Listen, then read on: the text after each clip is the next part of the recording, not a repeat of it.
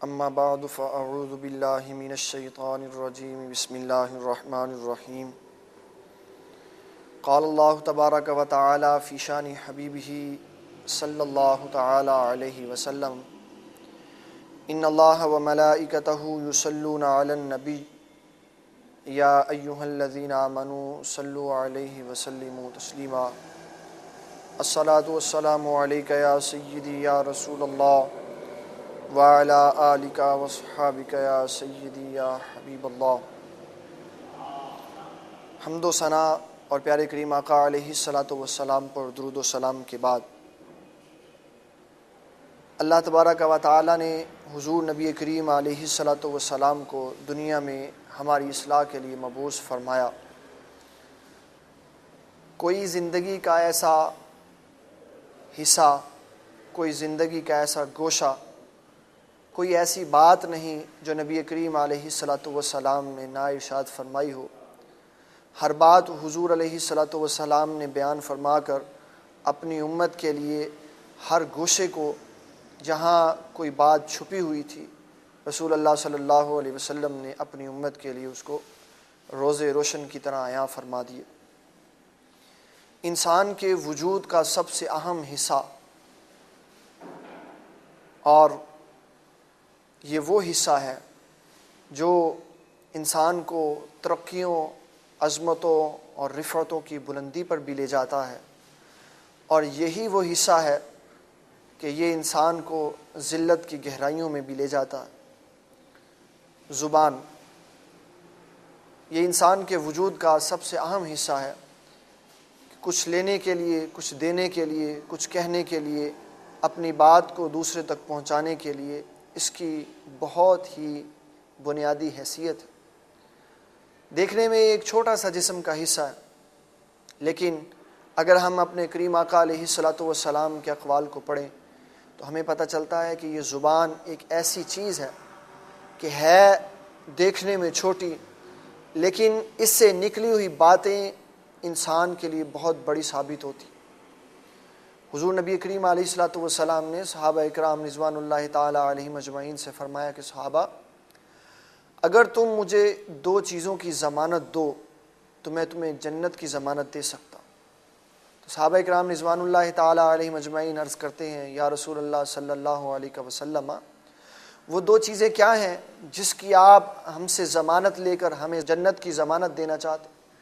تو کریم آقا علیہ الصلاۃ والسلام نے فرمایا، آپ صلی اللہ علیہ وسلم ارشاد فرمانے لگے کہ تم اپنی زبان اور اپنی شرمگاہ کی مجھے ضمانت دے دو کہ ان دونوں کا غلط استعمال نہیں کرو گے تو میں تمہیں دنیا ہی میں جنت کی ضمانت دے دیتا ہوں۔ زبان ایک ایسا جسم کا حصہ ہے کہ جس سے انسان اپنی بات دوسرے تک پہنچا سکتا ہے۔ اس کے بنا انسان کی کوئی اہمیت نہیں، وہ کسی سے بات نہیں کر سکتا۔ رسول اللہ صلی اللہ علیہ وسلم نے ایک موقع پر اپنی زبان انور کو منہ سے باہر نکال کر پکڑ کر فرمایا، ایسی چیز ہے کہ جو انسان کو جنت میں بھی لے جاتی ہے، دوزخ میں بھی لے جاتی ہے۔ گفتگو کرنے والا اپنی زبان سے بے احتیاطی میں ایسا لفظ کہہ دیتا ہے جو اللہ کی بارگاہ میں نامنظور ہو جاتا، جس کی وجہ سے اللہ تعالیٰ اس کے اعمال کو ضائع کر کے اس کو دوزخ میں پھینک دیتا۔ اور یہی زبان ہے کہ اس سے نکلا ہوا کوئی ایک بھی لفظ اللہ کی بارگاہ میں انسان کو مرتبوں اور رفعتوں میں بہت بلند کر دیتا۔ اور یہ وہ دونوں باتیں کہ جو بے خیالی میں نکلی، کہ اس کو پتہ ہی نہیں تھا کہ یہ الفاظ اللہ کی بارگاہ میں کتنے مقبول ہیں، اور اس نے بے احتیاطی میں کہہ دیے تو اللہ تعالیٰ نے اس کو بلند درجہ بھی دے دیا، اور غلط لفظ نکالنے کی وجہ سے اللہ تعالیٰ نے اس کو جہنم میں بھی پھینک دی۔ تو حضور نبی کریم علیہ الصلاۃ والسلام نے ہمیں اس کو استعمال کرنے کا طریقہ بھی سمجھایا۔ حضرت ابو ہریرہ رضی اللہ عنہ ارشاد فرماتے ہیں کہ رسول اللہ صلی اللہ علیہ وسلم نے ارشاد فرمایا کہ انسان کو گفتگو کرنے سے پہلے سوچنا چاہیے وہ کیا رہا، وہ کہنا کیا چاہتا۔ پہلے جو کہنا ہے اس کے مطابق اپنی زبان سے الفاظ کو تیار کرے، پھر اس کے بعد الفاظ ادا کرے۔ اس لیے کہ اگر اس نے بے احتیاطی میں کوئی لفظ ایسا کہہ دیا کہ جو اس کو نہیں کہنا چاہیے تھا، تو پھر وہ ساری زندگی پچھتاتا رہے گا۔ اللہ تبارک و تعالیٰ کی تقدیر کا تیر جو ہے وہ دعا سے تو واپس آ سکتا ہے،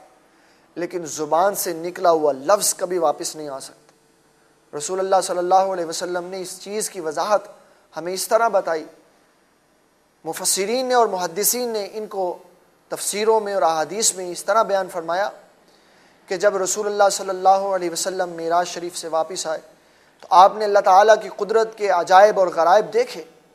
تو رسول اللہ صلی اللہ علیہ وسلم نے واپس آ کر صحابہ اکرام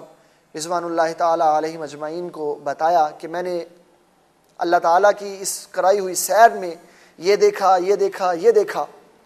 ان میں ایک بڑا ہی عجیب و غریب منظر جو رسول کریم صلی اللہ علیہ وسلم نے بیان فرمایا وہ زبان کے متعلق ہی تھا کہ نبی کریم علیہ الصلوۃ والسلام نے ایک وہاں پر منظر دیکھا کہ ایک چھوٹا سا سوراخ ہے، اس میں سے ایک بہت ہی بڑا اور موٹا بیل باہر نکل آتا۔ اب وہ اپنا سر بیچ میں ڈال کر اس میں گھسنے کی کوشش کر رہا، لیکن اس میں جا نہیں سکا۔ نبی کریم علیہ الصلوۃ والسلام کو پتہ تھا یہ کیا، لیکن تعلیم امت کے لیے رسول اللہ صلی اللہ علیہ وسلم نے حضرت جبرائیل علیہ السلام سے پوچھا کہ جبرائیل یہ کیا ہے؟ تو عرض کرنے لگے یا رسول اللہ صلی اللہ علیہ وسلم یہ ان لوگوں کی مثال ہے جو بنا سوچے سمجھے اپنی زبان سے، اپنے منہ سے بڑے بڑے کلمات نکال دیتے ہیں، پھر وہ کہتے ہیں کاش یہ کلمہ واپس چلا جائے، لیکن وہ کلمہ واپس نہیں جا سکتا۔ تو وہ مثال وہاں دکھائی گئی رسول اللہ صلی اللہ علیہ وسلم کو اس سوراخ اور بیل کے ساتھ کہ سوراخ یہ چھوٹا سا منہ ہے اور بیل بہت بڑی بات ہے کہ جب نکل جاتی ہے تو پھر انتہائی کوشش کے باوجود وہ واپس نہیں جا سکتی۔ اور عرب والے ایک مقولہ بولا کرتے، وہ فرماتے ہیں کہ جراحت اللسان اصعب من جراحت السنان، کہ تلوار جو ہے جب انسان کے جسم پر وار کرتی ہے تو کاٹ دیتی، زخم کر دیتی ہے، لیکن اس کا گھاؤ جو ہے وہ آہستہ آہستہ آہستہ بھر جاتا ہے، لیکن جو زخم انسان کی زبان کسی کے دل پر کر دیتی ہے اس کا گھاؤ تا زندگی قائم اور دائم رہتا ہے اور کبھی نہیں بھرتا۔ اور زبان انسان کو تباہی اور بربادی کے دہانے پر بھی لے جاتی ہے۔ جب یہ اپنے ہی گھر میں اپنی زبان کو غلط استعمال کرتا ہے، صبر نہیں کرتا اور اپنے ماں باپ کے سامنے اس کو بے دریغ استعمال کر دیتا، تو یہ اللہ کے حضور اس کے مقام کو کم کر دیتی۔ حضور نبی کریم علیہ الصلوۃ والسلام نے ہمیں اس تباہی اور بربادی سے بچنے کا بہترین طریقہ ارشاد فرمایا۔ حضور نبی کریم علیہ الصلوۃ والسلام نے فرمایا کہ اس زبان کی تباہی سے بچنے کا بہترین طریقہ ہے کہ طویل خاموشی اختیار کرو، اور یہ رسول اللہ صلی اللہ علیہ وسلم کی صفت ہے کہ حضور علیہ الصلوۃ والسلام طویل خاموشی والے انسان تھے، خاموش رہتے تھے، جب اللہ تعالیٰ حکم فرماتا تھا تو پھر کلام کرتے تھے۔ ہماری طرح نہیں تھے کہ جو کچھ منہ میں آیا کہہ دیا، پھر بعد میں سوچا کہ اوہو میں نے تو یہ لفظ کہنا ہی نہیں تھا، اب تو ہم نے کہہ دیا، اب تو جو نتیجہ ہمیں بھگتنا پڑے گا وہ ہم دیکھیں گے۔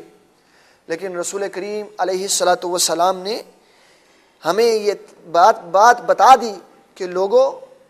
اگر تباہی اور بربادی سے بچنا چاہتے ہو تو خاموشی اختیار کرو۔ حضرت ابو ذر غفاری رضی اللہ عنہ وہ مسجد میں سیاہ رنگ کا ایک بڑا سا کھیس اپنے اوپر لے کر بیٹھے ہوئے اور تنہائی میں بیٹھے ہوئے، اور حضرت عمران بن حطان رضی اللہ عنہ آپ کے پاس آتے اور ان کو اس کیفیت میں دیکھتے ہیں کہ تنہائی میں بیٹھے ہوئے، پوچھتے ہیں ابو ذر غفاری رضی اللہ عنہ سے کہ ابو ذر کیا آپ نے گوشہ نشینی اختیار کی؟ تو حضرت ابو ذر غفاری رضی اللہ عنہ فرمانے لگے نہیں، میں نے گوشہ نشینی نہیں اختیار کی، میں تو رسول کریم صلی اللہ علیہ وسلم کے قول پر عمل کر رہا ہوں کہ حضور علیہ الصلوۃ والسلام نے فرمایا کہ تنہائی بہترین ساتھی ہے، تنہائی بہترین ساتھی ہے، اور اگر کوئی اچھا ساتھی مل جائے تو وہ تنہائی سے زیادہ بہتر ہے۔ اور گفتگو کرنا، اگر اچھی گفتگو کرو تو یہ خاموش رہنے سے بہتر ہے، اور اگر بری گفتگو کرنی ہے تو بری گفتگو کرنے سے بہتر یہ ہے کہ انسان خاموش ہے۔ تو حضرت ابو ذر غفاری رضی اللہ عنہ فرمانے لگے یہ رسول کریم علیہ السلام کا جو پیغام تھا میں اس پیغام کے مطابق خاموش ہو کر کہ تنہائی میرا بہترین ساتھی ہے، جب تک میں خاموش رہوں گا اور دل میں اللہ کا ذکر کرتا رہوں گا، اللہ تعالیٰ کا ذکر مجھے ہر طرح کی برائی اور بے حیائی سے محفوظ رکھے۔ اور یہی بہترین طریقہ، اور یہی طریقہ اگر ہم اپنے گھروں میں، ہم اپنے محلوں میں اور ہم اپنے دوستوں میں، کمیونٹی میں استعمال کریں تو ہمیں اس سے اتنا فائدہ ہوگا کہ جو لوگ ہماری زبان کی وجہ سے ہمارے درمیان سے ہٹ جاتے ہیں، ہم سے نفرت کرنے لگتے ہیں، وہ ہماری خاموشی سے ہمارے قریب آئیں گے۔ اور زبان کی مٹھاس اور محبت ایک ایسی چیز ہے کہ انسان اس سے بڑی بڑی جنگیں جیت سکتا، بڑے بڑے دشمنوں کو زیر کر سکتا۔ احادیث میں اس کا واضح طور پر ثبوت ملتا کہ نبی کریم علیہ الصلوۃ والسلام نے اپنی زبان کی محبت سے، اس کے بہترین استعمال سے بڑے بڑے دشمنوں کو گرا دیا۔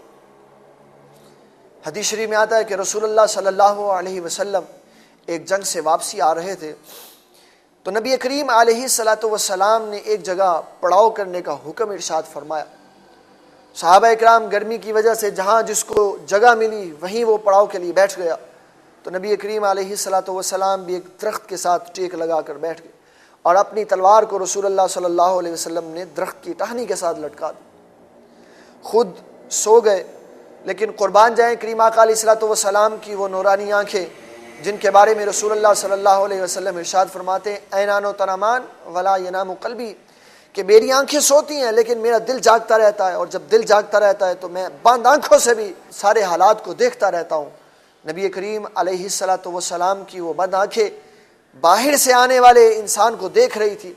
کہ ایک یہودی کریم آقا علیہ الصلوۃ والسلام کے پاس آیا، اس نے تلوار کو اتارا اور وہ یہ سوچنے لگا کہ محمد مصطفیٰ صلی اللہ علیہ وسلم سوئے ہوئے ہیں تو میں معاذ اللہ ثم معاذ اللہ ان کو شہید کر دوں۔ اس نے تلوار کو پکڑا اور جو ہی وہ وار کرنے لگا تو حضور علیہ الصلوۃ والسلام اٹھ کر بیٹھ گئے۔ وہ بڑے غرور اور تکبر سے کہنے لگا، اے محمد صلی اللہ علیہ وسلم بتائیں آپ کو مجھ سے کون بچائے گا؟ تو نبی کریم علیہ الصلوۃ والسلام فرمانے لگے مجھے میرا اللہ بچائے گا۔ یہ بات کہنے کی دیر تھی کہ اس لفظ نے اس کے جسم پر اور اس کے وجود پر اتنا روب ڈالا کہ تلوار اس کے ہاتھ سے گر گئی۔ پھر رسول اللہ صلی اللہ علیہ وسلم نے وہ تلوار اٹھائی اور آپ نے فرمایا اب تو بتا کہ تجھ کو میرے سے کون بچائے گا؟ تو کہنے لگا جناب میں آپ کے رحم و کرم پر ہوں۔ تو نبی کریم علیہ الصلوۃ والسلام کی نورانی اور پیاری زبان مبارک سے رحم کے کلمات نکلے۔ آپ نے فرمایا جاؤ ہم نے تمہیں معاف کر دیا۔ وہ معاف کرنے کی دیر تھی کہ وہ یہودی جو ایک لمحے پہلے نبی کریم علیہ الصلوۃ والسلام کو شہید کرنے کے لیے آیا تھا، آپ کی زبان کی مٹھاس، محبت اور رحم کو دیکھ کر وہ مسلمان ہو گئے۔ یہی زبان انسان کو عظمت، عزت اور ترقی کی طرف لے جاتی ہے جب انسان اس کو محبت سے اور صحیح طریقے پر استعمال کرتا ہے۔ ایک ہی بات ہے، اس کو پیار سے بھی کیا جا سکتا ہے، اس کو غصے سے بھی کیا جا سکتا ہے۔ اگر ہم اپنی زبان کو پیار سے اور محبت سے دوسروں تک پیغام پہنچانے کا ذریعہ بنا لیں گے تو جو بھی بات کہیں گے ہماری بات سن کر کوئی ہمارا دشمن نہیں ہوگا، دوست بنے۔ اور کریم آقا علیہ الصلوۃ والسلام نے ہمیں یہ بات سکھائی کہ حضور علیہ الصلوۃ والسلام ارشاد فرمانے لگے کہ جب کوئی بندہ اپنی زبان سے گالی نکالتا، اپنی زبان سے گالی نکالتا تو فرشتے جو اس کے ساتھ ہوتے ہیں وہ اس کی گالی کو سن کر دور ہٹ جاتے، اس کی گالی کو سن کر فرشتے اس کو چھوڑ کر دور چلے جاتے۔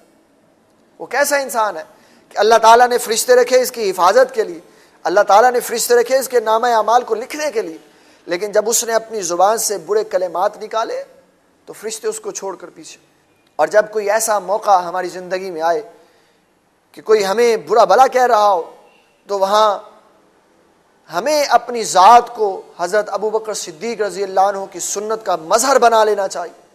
کہ حضرت ابوبکر صدیق رضی اللہ عنہ کو ایک شخص برا بھلا کہہ رہا تھا تو آپ خاموشی سے اس کی باتیں سن رہے تھے۔ کافی دیر وہ حضرت ابوبکر صدیق رضی اللہ عنہ کو برا بھلا کہتا رہا۔ حضرت ابوبکر صدیق کی شان اور عظمت تھی کہ آپ خاموشی سے سنتے رہے۔ پھر کریم آقا علیہ السلام بھی وہاں سے گزرے، آپ نے دیکھا ایک بندہ حضرت ابوبکر صدیق کو برا بھلا کہہ رہا، خاموش کھڑے، حضور علیہ السلام بھی خاموش کھڑے ہو گئے آ کر۔ بالآخر اس نے ایک ایسی بات کہہ دی جو حضرت ابوبکر صدیق رضی اللہ عنہ سے برداشت نہ ہو سکے۔ آپ نے اس کو جواب دی۔ تو نبی کریم علیہ السلام واپس چلے گئے تو حضرت سیدنا ابو بکر صدیق رضی اللہ عنہ کہنے لگے یا رسول اللہ صلی اللہ علیہ وسلم وہ مجھے گالی نکال رہا تھا، آپ خاموشی سے سن رہے تھے، اگر میں نے کوئی بات کہہ دی تو آپ کیوں چلے آئے؟ تو نبی کریم علیہ السلام نے فرمایا ابو بکر جب تک تو خاموش تھا اللہ تعالیٰ کے فرشتے تیری طرف سے جواب دے رہے تھے، جب تو نے خاموشی ختم کی، تو نے خود جواب دیا، تو اللہ کے فرشتے بھی چلے گئے اور اللہ کے نبی علیہ السلام بھی وہاں سے چلے۔ تو ہمیں اس حدیث سے یہ پتہ چلا کہ جب انسان اپنے اوپر ہونے والی زیادتی پر صبر کرتا ہے تو وہ یہ نہ سمجھے کہ میں خاموش ہوں، بلکہ وہ اس حدیث کو سن کر اپنے دل میں یہ بات پختہ کر لے کہ اگر میں خاموش ہوں تو میری طرف سے اللہ کے فرشتے جواب دے۔ حضور نبی کریم علیہ الصلوۃ والسلام نے ہمیں اس زبان کی حفاظت کے لیے بڑی باتیں بیان فرمائی۔ کریم آقا علیہ الصلوۃ والسلام نے ہمیں فرمایا کہ لوگوں اس زبان کو گالی گلوچ کے لیے استعمال نہ کرو، اور پھر اس کے اوپر ہمیں حدیث مبارکہ بھی ملتی کہ رسول اللہ صلی اللہ علیہ وسلم نے ارشاد فرمایا کہ جب کوئی بندہ اپنی زبان سے کسی کے لیے لعنت کے کلمات باہر نکالتا ہے، کہتا ہے تجھ پر اللہ کی لعنت ہو، یا یہ کہتا ہے کہ تجھ پر اللہ کا غضب ہو، یا یہ کہتا ہے کہ تو جہنم میں جائے، تو رسول اللہ صلی اللہ علیہ وسلم ارشاد فرماتے ہیں یہ کلمات اڑ کر آسمان کی طرف چلے جاتے ہیں۔ جب یہ آسمان کے قریب پہنچتے ہیں آسمان اپنے سارے دروازوں کو بند کر دیتا، وہ کہتا ہے میرے پاس ایسی گنجائش نہیں ہے کہ میں لعنت کے کلمات کو اوپر آنے دوں، آسمان کے دروازے بند ہو جائے۔ جب یہ کلمات آسمان کی طرف جاتے ہیں وہاں سے دروازے بند ہوتے ہیں، پھر وہی کلمات زمین پر آ جاتے، زمین بھی اپنے دروازوں کو بند کر لیتی، پھر وہ دائیں جاتے ہیں، پھر وہ بائیں جاتے ہیں، جب انہیں کوئی جگہ نہیں ملتی تو وہ لعنت کے کلمات، وہ غضب کے کلمات اور جہنم کی بد دعا جو ہے وہ جس کو کہی ہوتی ہے اس کی طرف جاتی ہے۔ اگر وہ مستحق ہوتا ہے تو اس پہ لعنت برستی ہے، اور رسول اللہ صلی اللہ علیہ وسلم نے فرمایا اگر وہ مستحق نہیں ہوتا تو جو لعنت کرنے والا ہے یہ کلمات واپس اس کے اوپر چلے جاتے اور اس کے اوپر خود لعنت پڑتی۔ اور ہمیں کریم آقا علیہ الصلوۃ والسلام نے یہ بات ارشاد فرمائی لوگوں ایمان والے کو گالی نکالنا یہ بہت بڑا گناہ ہے، ایمان والے کو گالی نکالنا بہت بڑا گناہ ہے۔ رسول اللہ صلی اللہ علیہ وسلم کی حدیث مبارکہ کہ جس نے ایمان والے کو گالی نکالی اس نے گناہ کیا، اور جس نے کسی ایمان والے کو قتل کر دیا اس نے کفر کیا، اس نے کفر کیا، وہ بندہ کافر ہو جاتا۔ کسی نے ایمان والے کو کہا کہ تو کافر ہے، تو رسول اللہ صلی اللہ علیہ وسلم ارشاد فرماتے ہیں کہ جب اس نے کافر کہا، کسی کو کافر کہا، تو بیک وقت اسی وقت آنے واحد میں دونوں میں سے ایک بندہ کافر ہو جاتا۔ تو پوچھا یا رسول اللہ صلی اللہ علیہ وسلم کون کافر ہو جاتا؟ تو کریم آقا علیہ الصلوۃ والسلام نے ارشاد فرمایا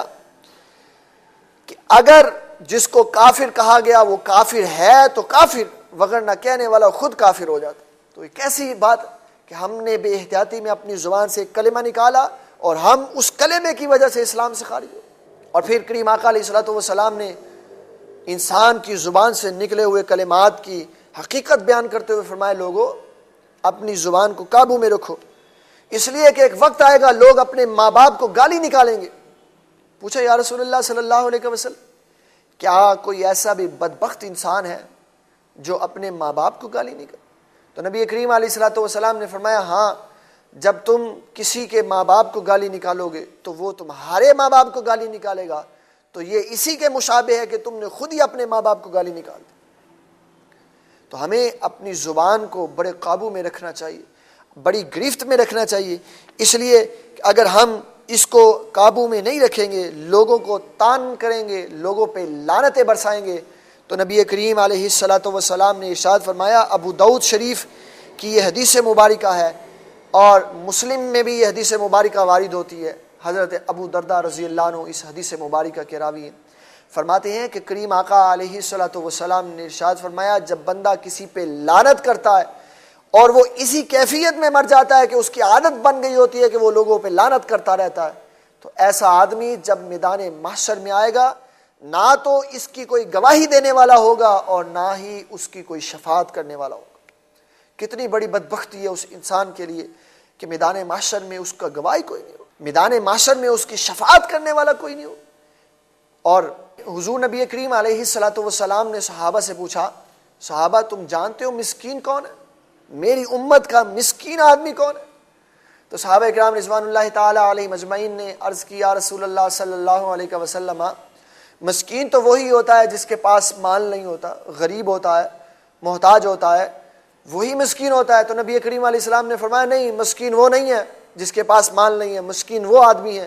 جس نے دنیا میں نیکیاں کمائی، نامہ اعمال کو نیکیوں سے بڑھ لیا، اس کے ساتھ ساتھ اس نے اپنی زبان کی حفاظت نہیں کی، کسی کو گالی نکالی، کسی کو اپنی زبان سے تکلیف پہنچائی، کسی کے دل کو دکھایا۔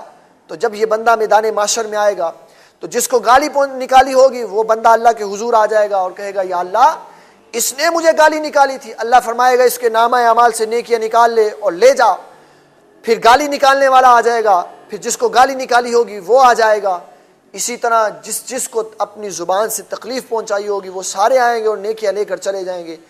وہ بندہ جو دنیا میں محنت کرتا رہا، اللہ کے حضور اپنے سر کو جھکاتا رہا، لیکن اپنی زبان کو اس نے قابو میں نہ رکھا، نتیجہ یہ ہوا کہ ساری زندگی محنت کی، نیکیاں کمائی، لیکن جب میدان معاشر میں نیکیوں کے حساب کا وقت آیا تو لوگ آ کر نیکیاں لے کر چلے گئے، اور جب نیکیاں ختم ہو گئی، لوگوں کے لیے کچھ باقی نہ رہا، تو حساب و کتاب کرنے والے لوگ آئے، انہوں نے اپنے گناہ اس کے نامہ اعمال میں ڈال دیے، اس کو گناہوں سے بھر دیا اور کچھ حاصل نہ ہوا۔ تو رسول اللہ صلی اللہ علیہ وسلم فرمانے لگے یہ مسکین ہے، ساری زندگی محنت کرتا رہا لیکن آخرت میں کیا ملا کہ ساری نیکیاں بھی لوگ لے گئے اور اپنے گناہ بھی اس کے نامہ اعمال میں ڈال گئے۔ تو اس کو رسول اللہ صلی اللہ علیہ وسلم نے مسکین کہا۔ اور یہ مسکین کیوں بنا؟